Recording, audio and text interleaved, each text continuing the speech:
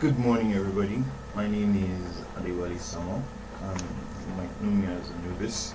Um, you are welcome to the photography module class. We initially required this thing to start on Monday, but due to unforeseen circumstances, we decided to start on Tuesday. So you're welcome to the class. We are all going here to study skills in Photoshop and learn and master new skills in Photoshop. That's what you pay for, and that is what you are going to get. Now, we already discussed what we're going to cover throughout this entire training. Lights, light manipulations, contrast, color grading, filter retouchings for phone photography, and professional cameras. Now, initially, we're going to start. Before anything, you have to first understand what you're doing. You have to first know the ins and outs of the different areas and what you're supposed to do and what not, or else everything is going to be a lot more complicated to understand. Now, first off, for today's class, we're going to edit this particular image, which is a picture of a boy in sunglasses, a man in sunglasses wearing a shirt or a jacket, shirtless, but it's outdoors. The picture is lit for a normal picture, and we're going to edit it to become something more like this. So this is just a rough thing I just threw together here so that we can see, but it is a very good picture. Not like there are some small corrections we made, but we're going to do that with this image. Now, if you are doing something like photography coverage or you're editing a picture and everything, the lighting should be your best concern. Why do I say the lighting should be your best concern? Because in an image, it is all depending on how bright your image is, how dark your image is, how colorful your image is, the lack of color that your image has. Yeah. The proper combinations of all these things is what makes up an image that sends a message that touches you. Be like, if you use it properly, you can say, okay, this is a powerful image, and this is a very good image, and this thing is well contrasted, and your brain just knows it's right automatically. You get. Now, first of all, we're going to do what we can start with for you guys to understand this class fully, and that's going to be discussing images. Understanding images, how they work, understanding why they are like this, understanding the best ways we can save our images to get the best color results. Things like that is what we need to learn. You get the best formats and the best everything you need to know so that you can get the best quality of your image on Instagram or anywhere, and the best resolutions is you set it, and different other things. Now, first thing we're going to talk about is an image. It can be saved in several ways, but the most common ways that images are saved nowadays is JPEG or a PNG file. JPEG or a PNG file. Now, a JPEG stands for Joint Photography Experts Group. This is what people usually use. It is the most commonly used image on the internet.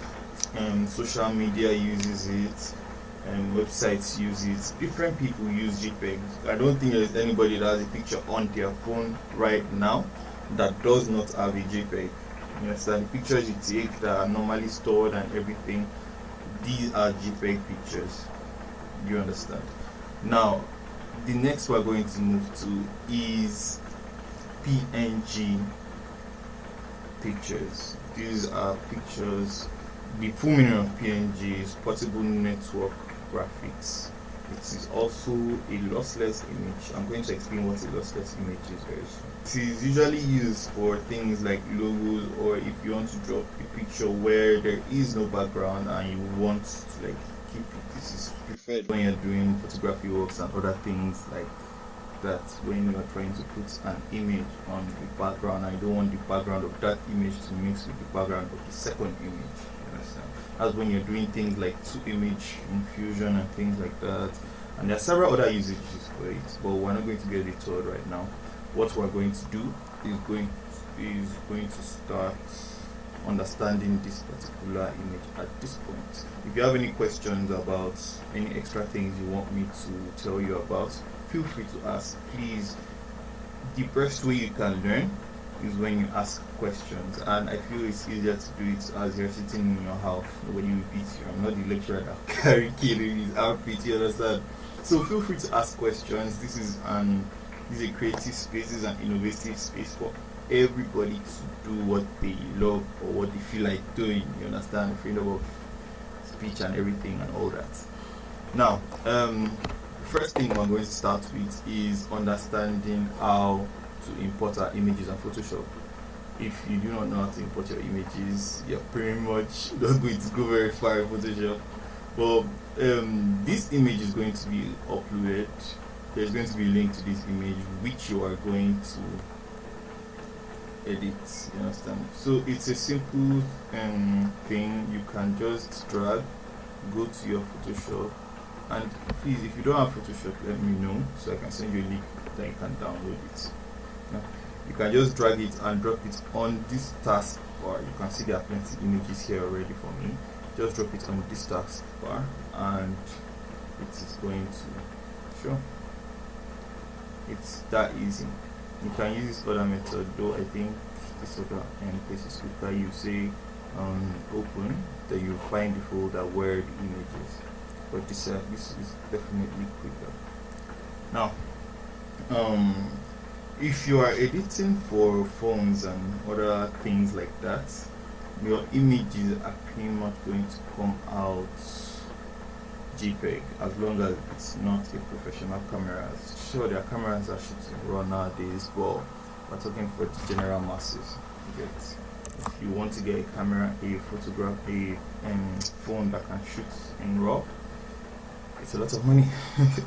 So yes, how do we know the different formats of an image? First of all, you can look from here. JPEG. .jpeg is how a JPEG image is represented. There are different representations and meanings. You can see the .nef on this exact same image, which means it's like I shot it from my camera. I just converted to JPEG so that we can work this and it will be easy for you to download, because this is a raw image. They have way more size than a normal JPEG image. They store way more information. They store plenty more things. Yeah. Now, if somebody that is listening would say, "Oh wow, raw pictures more bigger than JPEG pictures." If you want to know, you have to ask me. Then I can now tell you the full thing, but I cannot cover it here right now. So let's start Photoshop. We have imported our picture on Photoshop. You can see it's a picture of a guy wearing glasses with shirtless and edgy. Yes. What we usually need. Oh, okay. This is not going to be your layout. This is my own personalized layout on Photoshop. I am going to put it essential, which is most likely going to be what you are working with on Photoshop. So just give me a minute. So let me get everything running and start sizing everything up for you. Okay, so this is how the default Photoshop 2020 should look if you are using a default Photoshop software. Let's pray that you're not outdated. If you are, let me know. We are going to share a link for you to get the adequate Photoshop spec that you require. Okay. Now, once you open your image like this, you're going to see different panels. It's going to be really confusing, but there is no need to panic, because I know there are a lot of buttons here. There are a lot of things that you're looking like, what am I going to do? What am I going to do? Now, we get to all that. We'll get to all that very soon. Let us all start with this place. We've already discussed this place. This is your file panel for you to understand this thing. If you are normal visitors, you should all know this. This is where you can find some extra things like exporting your images, generating new things, editing perspectives and things like that. We are not going to cover all that now, but anything we need to get from here, I'm going to tell you, and we're going to know where it is. Now, this is our toolbar. These are the tools. There are plenty tools here. These are the tools we are going to need for our day-to-day editings.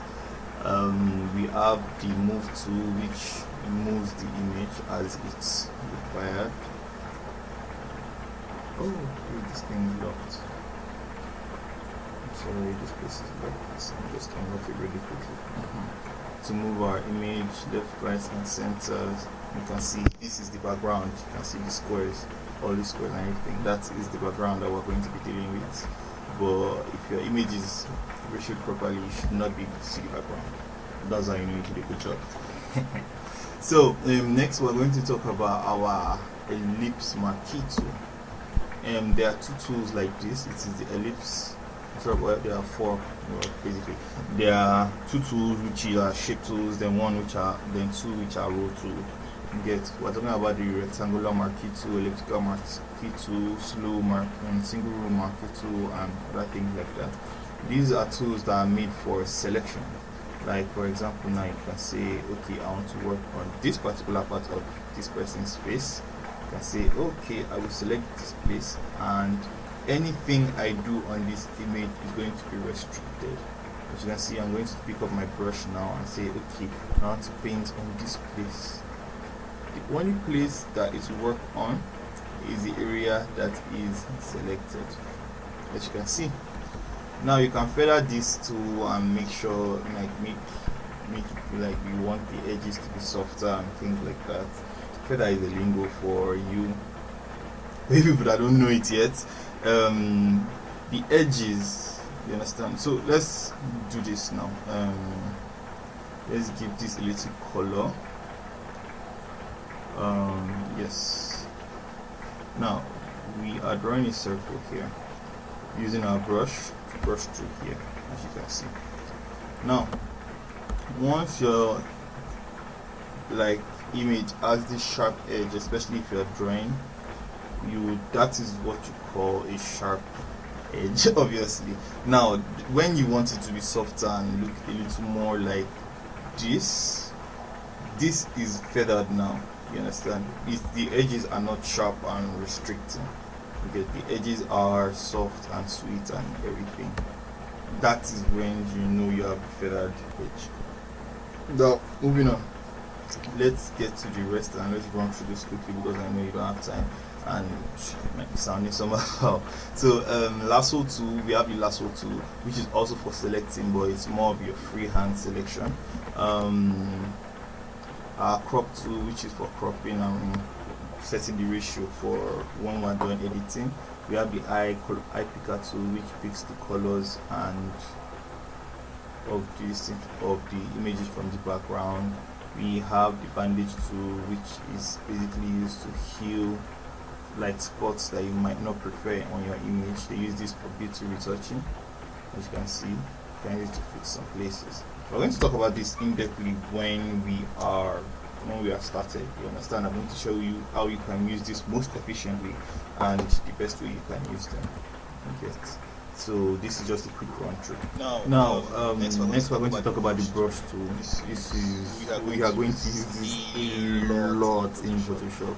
This is basically the backbone of what you can handle and your coloring and your masking and things like that. You need the brush tool. You understand? And then this is your stamp tool, which duplicates any selected area.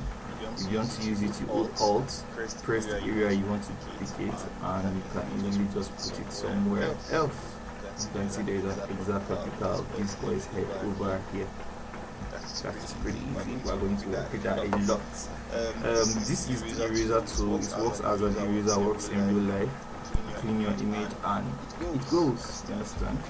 Now, this is your gradient tool. We're going to talk about this one a little later. It's not something we can talk about now, but it merges two different colors on your image. understand the gradient over the tool. Yeah. Using smudge tool is not really useful for you. This is a pen tool. You are also going to be using this along the line eventually in our class. It is made for specific kinds of selection, like this. You understand? Once you have selected your content, you complete the circle, and you'll be like, okay. And we are going to right click, exactly, make selection, and you have this place selected. You can set the federing radius, as you can see, to this. Press OK, and you have selected this particular area. Now, there are other tools that we're going to talk about. The text tool, which is basically for you to write, and the hand tool and the magnifying tool. But most of these keys have short keys that you're going to be working with, that we're going to be learning along the line. But if you don't know exactly where your tools are, just always check here, or always check your windows, because any tools you might need is either here or on your Windows panel here. You can see all the tools that are here.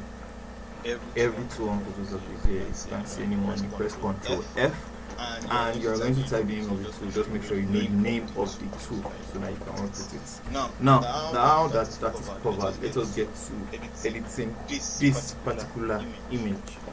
Now, every image has what you call pixels, because they are not in soft form anymore, and some soft pictures, like they're not in hard forms anymore, because they are hardly hard photos.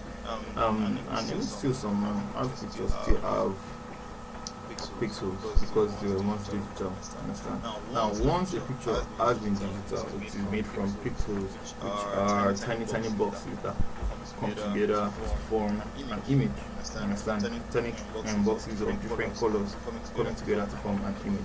Now, the more pixels that you have on the image, the more detail it's going to contain. Understand? And the more detail it's going to contain, the bigger it's going to be. Let me show you an example right now. We are going to zoom this image really deeply for you to see some things. This is what we call a pixel. This tiny box, there are a lot of them working together just to form this space and a comprehensible image for you to understand. Now, more and more of them is what has come together to form this entire image. That's a very easy thing to grasp. The pixels are of different colors, and once they are coming together, they form an image. Yeah. Now, there are also different classes of images and qualities that are going to need to understand. And as I said, I'm here to talk about it. Anytime you're finding anything confusing, feel free to ask me about it, and I will give you the best answers to my knowledge. And don't worry, I'm still also going to do researches for it. So, without further ado, let us start editing this image. So, we have a normal image here, not color graded, everything. The only thing I did for you here is to fix the brightness of this image, and we still have a lot of fixing to do, obviously. We're going to start everything with now we're going to start everything with understanding what we want our images to look like, understanding how we want it to be, understanding what kind of colors will make this image really pop, understanding our contrast level and everything. As you move on, you're going to have this in the back of your minds and know how it works. Yeah, it's something that you have to do over time and practice, and you have to understand how everything works and its locations and all.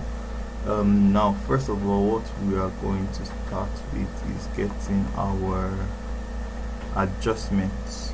This is what is going to help in the making of our image. It helps us in our entire settings. It helps organize everything we're doing. everything here is basically what I use well on some other places, pictures in some other places. Basically what I use to edit my pictures and bring it out the best way that I can. You understand? Now let us start editing this image.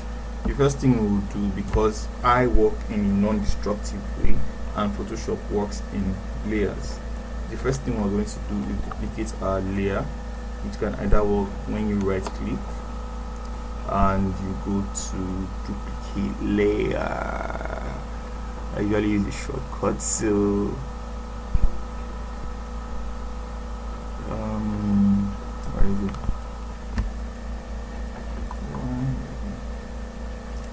Duplicate layers.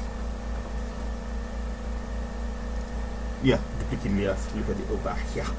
Duplicate layers, or you can just press Ctrl J or Command J if you are using a Mac. Now we have this. Now we can work on all these layers and it will affect our original layer here, and we can now see like the lengths we have gone through in our editing. We are first going to start by sharpening this image. If you want to sharpen the image, all you need to go to is the filter, and you can see this tiny nifty little box called sharpen. You are going to go into it and go down to unsharpen mask. Now this works on just the edges of your image, and if you are looking correctly, it's even already a little sharper. Just set your amounts here to 50%, your pixel radius to 4.5, and your threshold to 0.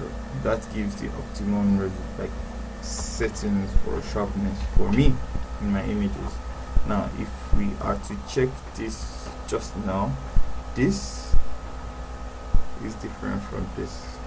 You can see it already brings some vibe out of this particular image. Now we're going to be editing it to look something like this, so we're going to be working in respect to this particular image. Then we can move on after our button here.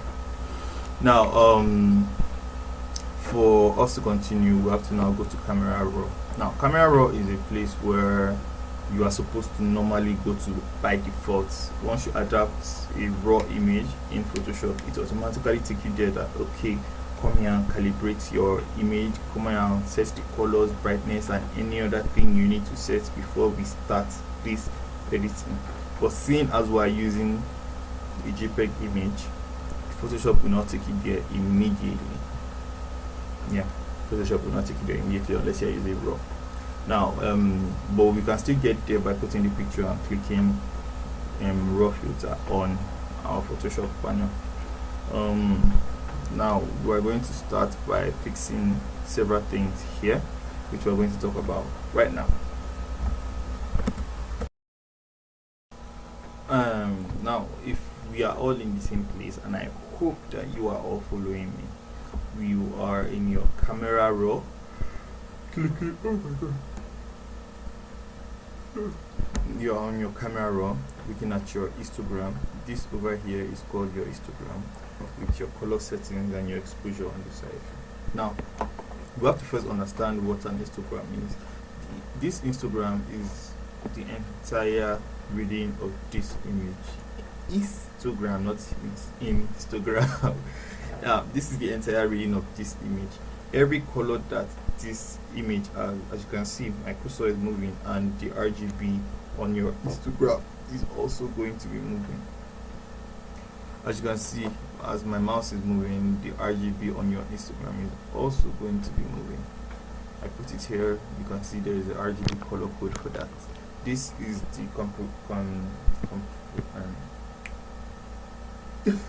this is the composition or like joining of these different images in different amounts to form a particular color.